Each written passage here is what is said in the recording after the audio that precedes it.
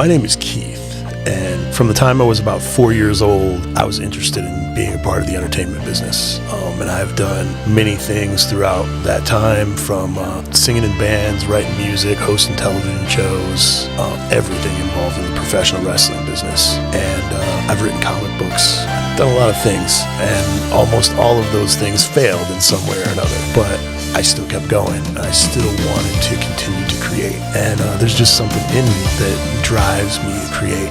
And I started thinking, well, what is it that drives anyone to create? And that's going to be the point of this podcast. We're going to talk to people from all aspects of the entertainment industry. We're going to find out what made them interested in creating art, and why, when faced with success, when faced with failure, the ups and downs of life and life in the entertainment business, they continue to create. So, and hopefully we'll have some good and interesting conversations along the way that you'll be interested in hearing. So tune in to the Most Excellent Entertainment Podcast.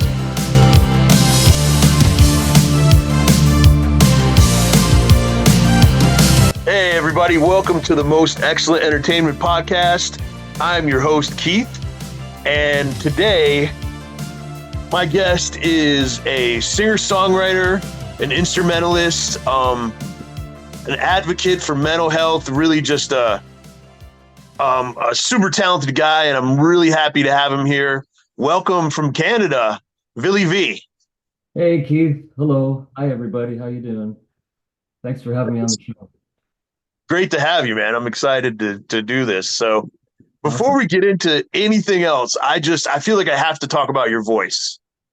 Okay. Because it's so unique, man. Like, I spent this afternoon listening to your newest album, and first of all, like, you seems like you can genre hop pretty easily. Like, the style on this album is really like old school rock and roll. And then I've also heard you sing some almost classical sounding stuff. Okay. But I think that what pulls it all together is just, man, you have one of the most unique, most beautiful voices that I've ever heard, to be completely honest. Your tone is just so rich, and I don't know if I've ever heard anyone sing like you. I was trying to think of comparisons and maybe a little bit of Roy Orbison, but honestly, man, it's you. Like, your voice is amazing. Oh, thank you so So much. Appreciate that. you're welcome. Yeah, I just wanted to throw that out there. And the other thing is, obviously doing this podcast, like, we do deal with people who are on labels and major distribution and things like that. But for an independent artist, your production is so rich. Like, everything sounds so full. I mean, you're killing it, man. So Oh, thank you. Yeah, you're welcome. we spend quite a bit of time on that, money-wise and stuff. So Yeah, yeah, for because sure. I wanted to do it right, what I heard Yeah. in my mind, So Awesome, man. Well, you definitely did, dude. I love it. thank you so much. So I guess where we're gonna start right now is from the beginning. Like, when did you realize that you wanted to create music and be like, when did you realize you were a creative person and that was going to be your direction? Well, I think I first got interested in music from my parents' record collection. And on the weekends, they would always play all these different records, and I heard all these, cool vintage artists. And I was like, oh wow, how did they do that? And it's like one day I want to, do that. And I was just a little kid, right? Right. But before that, before I started to really sing, I was into art. So I do a lot of visual art, sketching, and ink stuff like stippling and that sort of thing, watercolors. Oh, Uh, awesome. so at one point, I thought I was going to be an artist, but then um, music took over. So, Sure, sure. And honestly, I've said this in past podcasts, but it does seem like when you're a creative person, sometimes it takes a little bit to find the direction. You dabble in a few different things. Sometimes you're very serious about some of that stuff. And a lot of people continue to have multiple ventures. Is that where you are, or do you basically just focus on music now? yeah, I'm just focusing on music performances, recording, and then trying to, help with different causes. Yeah. Um, with my music. So I'm Okay. actually doing a big concert, an album release for In Daddy's Arms Again, Awesome. um, on September the 29th. And part of that is going to help an outreach called Serving Hands, because there's a lot of homelessness here in Hamilton, Southern Ontario, where I live. So we're just trying to help the community and That's bring it. awesome, man. Yeah, yeah, That's awesome. So, so once you realized that you wanted to make music, right. um, how did you go about making that happen? Like, what'd you do from there? Did you pick up a guitar? Did you take singing lessons, or like how? Or Well, I think my voice started to really come after I got my tonsils. I was about 12 years old, and I had these really horrible tonsils. They were diseased, so I had to get them out. I was about 12 years old. And so after I got them out, then my voice started to come. Like I could sing in falsetto. Before I couldn't, it was just cracking all the time. And uh, and then when I finally got to high school is when I really started. It was grade 11, I would say, and I sang for the high school talent contest. And you never know how you're going to be received, right? So uh, I did a couple songs, and it was fantastic. I mean, the female attention afterwards was great. So I was like, oh wow, okay, I can do this. So it just started to snowball after that. awesome. Yeah, yeah. Once you get on stage, like that first time, Yeah, especially if it goes well, but even if it doesn't, like the very first time I ever performed in front of people, right. I did comedy, and it was very, very bad. But but I wanted to figure out why it was bad and do something to get people to react to me the way that I wanted them to. So even with it being a bad experience, um, I still, Yeah, you still go after it.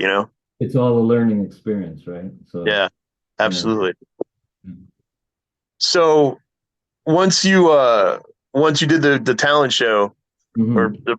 the school performance, did you go out and try to find a band to play out and write some songs, or were you solo, I think strictly solo? Or yeah, sorry. okay, Yeah, I tried to put together a band in high school, but it didn't last very long. So, ah, people left, they go to college and that sort of thing. But I knew I wanted to study music, so after I got out of high school, I went to college to study music, jazz and classical music. awesome, 'Cause I wanted to really write good songs, that was my goal. Uh, so then afterwards, I went to Mohawk College here in Hamilton, and I started to do competitions. And then from that is where people started, calling you for performances and that sort of thing. awesome. Yeah. So, yeah, I mean, the composition of your songs, it's accessible, but it's also complex. Like you have really cool time signature changes and things like that that keep it interesting. But at the same time, I feel like you definitely make music that you could hear on the radio and people could get into. I think you've got a really good balance going there. So, Oh, thank you so much. Yeah. oh, Well, you're welcome. I also love the arranging aspect of it. So when you get in the studio, all the strings and all that kind of thing, if you have a song that calls for it, of course. But Sure. yeah, because I arrange all my songs, so all that stuff that's it's just so fulfilling. Yeah, absolutely. Yeah. So when you once you started performing out and kind of regularly working on music, um, when did you decide you wanted to go in and start recording stuff? Well, I think I was doing it cheaply before the 2000s, just trying to get used to it and get my chops going in the studio. So I just do like cover songs with tracks and that sort of thing. Um, and I was trying to write at the time too in college. But then when I got out of college, um, I started to write some of the songs that would be part of my first original album. So I released that. I recorded that in 2002, and I released it in 2003. So yeah, Awesome, awesome. yeah, So this is something that's interesting to me because I grew up in upstate New York, okay, and there's definitely a trickle down of artists from Canada. Uh, but I know that like bands like the Tragically Hip and even Gordon Lightfoot. Gordon Lightfoot really only had one big song in America, you Mhm. know. Maybe one or two, but not, yeah, if you could read my mind and the wreck of Edmund Fitzgerald, those are pretty much but in Canada, I mean, he's an icon. Yeah. So as a Canadian artist, do you feel like it's challenging to get into the international the international market, or like how do you feel about that? Well, I think it's become easier now with the internet. Okay. Yeah, because people will contact you from different parts of the world. Recently, I did a launch for the album, and I had a publicist, of course, and Sure. yeah, she sent it all around the world, and I had plays in South America, Europe, the States, a little bit Canada, Okay. Australia. Yeah, so That's awesome. I think it's just finding the right people to work with, the right team who share your vision, and then you can, do even more traveling because I've performed in Europe and the States, Okay. yeah, and Canada, of course. Yeah. Gotcha. Yeah, I think the internet definitely helps. We talked a little bit about it. The way that I found you is I have a subscription to Spotify, and they Great. will recommend, they'll be like, we think you might like this artist. And you popped up. There And you go. I'm not sure why they thought I would like you, but they were correct. So there you go. And I'm not sure if I would have found your music otherwise, but I'm really glad I did. So Yeah, and it's really before cool. you didn't have that before, right? So Right, right. you had to be on a label, either a major or an independent, to get known, and then you'd have to, do all these large tours and that sort of thing. So Yeah, yeah. You kind of had to rely on almost lobbyists, to try to get your stuff on the radio here. That was really the yeah, only way. Other than maybe, Rush and a little bit of Triumph and stuff like that. MTV wasn't really playing a lot of Canadian bands during the no, 90s, like pre-internet, yeah, so it was either you got on the radio, or people didn't hear you. Like, to me, I want to go back to the Tragically Hip for just a second, because to me they're one of my favorite bands personally. okay, And to me, I mean, there was such a huge band. Everyone knew them in upstate New York, and obviously in Canada, they're like yeah, practically the national band. And right, then you mention them to people in America, and it's just like a lot of, or other regions of the United States, I should say, other than upstate New York, and yeah, um, yeah, people just don't even know who they are, and it was always so odd to me. I'm like, they're so good. Like, if you take Neil Young and Pearl Jam, you've got the Tragically Hip. You should really check them out. yeah. But they're But I'm huge. glad it's opening up more. Like, I'm really glad. Yeah, 'Cause- I think it is. Yeah, I yeah, think. because as a hip fan for over 30 years, I mean, it's like I Oh wish wow. they had the internet, but they don't. They didn't. Yeah, So I remember in the '90s it was everywhere. Tragically yeah, Hip, and they had yeah, all for these sure. super bands pop up, the Strictly Hip, and all these. Right. And And then, they have little talent shows too, like in the cafeteria. They play. I guess the school would hire tribute bands, yeah, and yeah, so and they it's were Tragically Hip tribute bands. That's, yeah, man.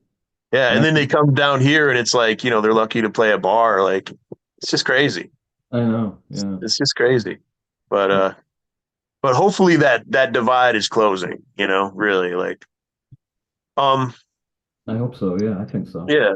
So are some challenges that you faced in your career that maybe made you reconsider what you were doing, or push you forward, either way? Well, in the beginning there, when I released my original album, it was called Indigo Blue, 2003. Um, I was trying to, get a record deal at the time because that was the thing to do. Right. And I tried to get a manager, so I worked with somebody. He got me on a television show, and I did some spots and that sort of thing. Uh, and then he got me a distribution deal with EMI Music Canada, with an independent subsidiary called Sextant Records. They're not around anymore. And but that didn't go anywhere. They didn't put anything behind it. I guess they were just wanting me to do all work and they would reap all the benefits. Jeez. So yeah, so like, oh, Billy, we didn't have a lot of sales and all that kind of, how I was on the Yeah. phone with them. So it was interesting. So the most that I sold was just from doing my concerts, people would buy it there, CDs. So that's Yeah. how I would do it when I went around and performed. So I always had a hard time finding the right people to work with. And then you had a lot of closed doors. Uh, yeah, it's great, but we're not interested right now, that kind of thing. Yeah. Or doesn't fit this or doesn't fit that. And at that time, I didn't know what to call my music either, right? So that wasn't helpful. Yeah. Yeah, Yeah, definitely. I think like especially when we were relying on radio formats, yeah, um, you had to have a name. You had to have what are you doing? You know, tell us what we sell you as, you know what I mean? Kind of thing. And if you couldn't really come up with that, it didn't help, you know. yeah. Something that would encapsulate everything that you're doing. Yeah, yeah, and that's a lot to ask an artist, as a creative person. Like, I don't know. I mean, I guess if you're a metal band, you probably know you're a metal band, but if you're just making good music that feels good to you that you want to get out, like, Yeah, what do you call that? It's just me. Like, so it's yeah. interesting. I think it was just rock pop at the time, but Right, sure. it's more influenced by the 20th century music, Right, mid and right. yeah, that sort of thing. So, Absolutely. So once you so basically, I mean, even though you were on a label, you were almost an independent artist anyway, like if you were selling most of the albums at your own concerts, you were putting in the legwork and oh that's yeah. kind of yeah. So did Well, that kind of make the light bulb go off that you might as well just go off on your own and run with this thing or well, I kept trying. I mean, I was contacting people, agents, da da da. So I work with some people, but I always got sucked into doing cover songs because Hmm, that's what people wanted you to do, and then tributes. So they want, yeah, because that's what people know, right? right, right. So I did. I mean, I did all kinds of stuff. Elvis, Roy Orbison. I was a part of the Bee Gees tribute. We played Oh with wow. the Winnipeg Symphony Orchestra in Winnipeg, in Oh Manitoba. wow. So it was just stuff like that. It was crazy. But that's all fine. I love the music, but it's not you. You know what I mean? Yeah, You're not yeah. expressing true self. So Yeah, so on our first episode I talked to Kickstand Jenny. They're a hard rock band from down here, but okay. um, like they're based out of Florida, I believe. But we talked about how if you want to do covers, you can play covers forever, and you can make good money, and you're always going to get a booking. But how satisfying is it? Like you got if especially if you have your own voice. Like I'm sure that there's plenty of people who love these songs and they want to interpret them and that's what they do and that satisfies them, but if you Mhm. feel like you have your own voice, I mean you want people to hear that, so Exactly. Yeah. it's a And your thought and the thoughts that you've been given and how you want to put together music and all that kind yeah, of thing. And you just want people to enjoy it. It's right. you want to touch the So people's hearts to listen to your stuff. yeah, so you do the arrangements on your songs as far as the production and the engineering and stuff. How much of a hand do you have in that sort of stuff? Well, I'm not an engineer, so I worked with a guy named Darius Chipaniak. He's with a studio called Phase One in Toronto, Okay. and they've recorded like Anne Murray, Andre Bocelli, all these big acts, and they did something on the Thriller album because they have it up on the wall, so they must have done something Yeah, mastered or something. I don't know what they did, right.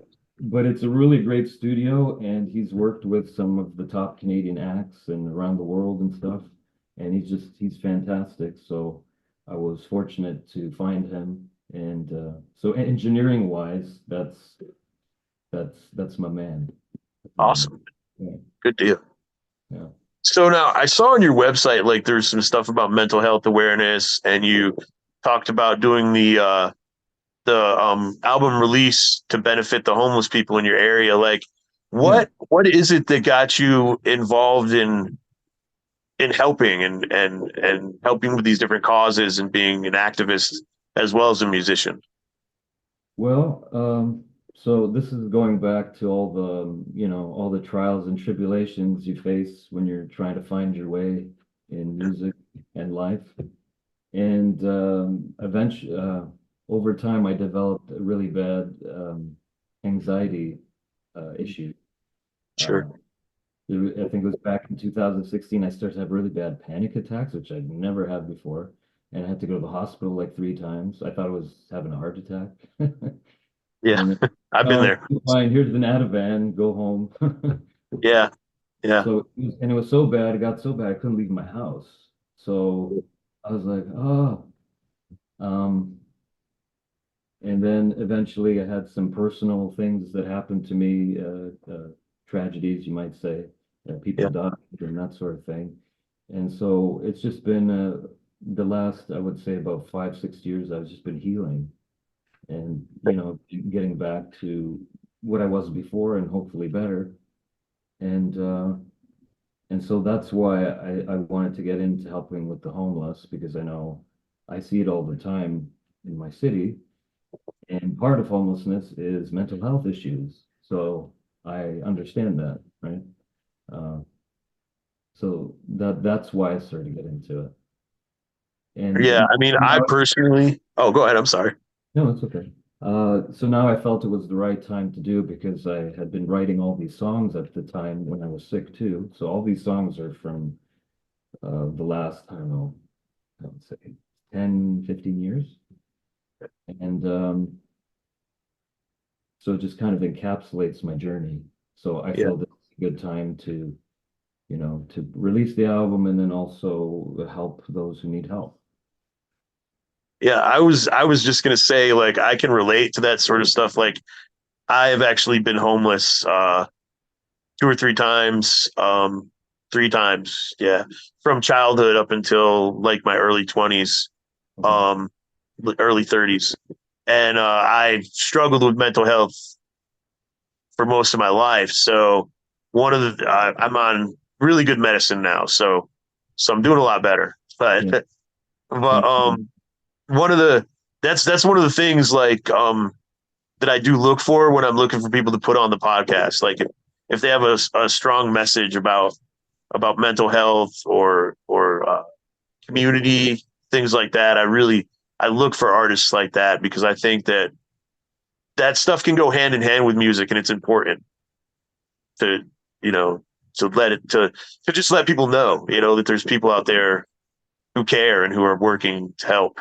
So Yeah, because the problem is very bad right now. It's just gotten worse and yeah. worse, worse and worse. And I don't see a lot of change. Like nobody's really doing anything. I mean, there's groups that go, like there's a group downtown and they feed about 1,000 people every Saturday. Wow. Just line up and they're, you know, giving out food and that sort of thing. They're a Christian organization. And Awesome. yeah, so yeah, it's very bad. So I just wanted to do my part and hopefully in a small way it can, start something to help some sort of change, get people back on their feet because it's not just giving them food or whatever. You want to help them so that they can then, find housing and that sort of thing, get a job. Yeah. Because that's all part of the, self-esteem and everything. So I live in kind of like a small town in southern Indiana. It's not where I'm from, but it's where I'm living right now. Okay. And I did not realize what kind of a homeless situation there was here until I got a job as a cashier overnight at a gas station. And it's Oh, basically the only place open 24 hours. And the amount of homeless people who came into the store at night while I was working, I was just shocked. And they're kind of right now sort of focusing on that stuff locally. There's a place called the Connection Cafe that helps out in the winter and feeds people and stuff like that. But I feel like, unfortunately, in a lot of ways, stuff like that is still hidden, because I never just from being out in the community and talking to people and seeing how things are presented, I never would have known that there's this many homeless people in this town. And I think that anything that brings awareness to stuff like that is a positive thing. So Yeah, yeah. I mean, it's everywhere. yeah, for Yeah. sure. And it's just growing. It's not getting smaller. So you have to do something or else what's going to happen, right? Right. Absolutely. Yeah. Yeah. So with your struggles with anxiety and your struggles with finding the right people to work with and sort of in a way kind of being pushed aside by the record label that was supposed to help you, um, what is it that keeps you creating? What is it that keeps you wanting to get this stuff out there to people? Well,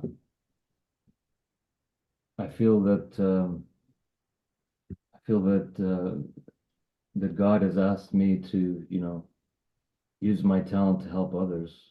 So that's one of the things that really pushes me forward. And I just love music. I mean, I mean, when you're writing songs, whether it's at the piano or on guitar or whatever, it's, time just passes by if you're writing something. Hours will go by and it's just like you're in a different world. So it's a wonderful, it brings you happiness, when you sing, you release all that stress out of your body and and then you share that with others and they connecting with it. It's like nothing else, Absolutely. Yeah. Yeah. So you mentioned God and I how important is your faith in your everyday life and in your music? Because I noticed in some of the writings that I was reading about you, there's definitely a connection between your faith and your music. So I think it's the most important. That's that's why I'm here. I mean, God healed me. I asked for it and he healed me. Yeah. And I'm still taking some medication because you have after things that are happening, but it's so much different now. Like I'm way more relaxed and with stressful situations, I can handle them better and my inside body is not freaking out on me. So it's a blessing. that's awesome, man. That's Yeah. that's awesome. Thank you. Honestly, thank you for sharing that. That's because I'm sort of on a journey right now with spirituality. I'm I've seen some things lately that have helped me. Um, I don't want to get too much into it. I guess I don't know. Maybe I do, but but I had sort of strayed from the path for a while. I kind of decided that I was an atheist. Like I just decided that God didn't exist, and then we Wow. randomly came across some missionaries, and they've been coming and praying with me, and Oh, wow. just in the last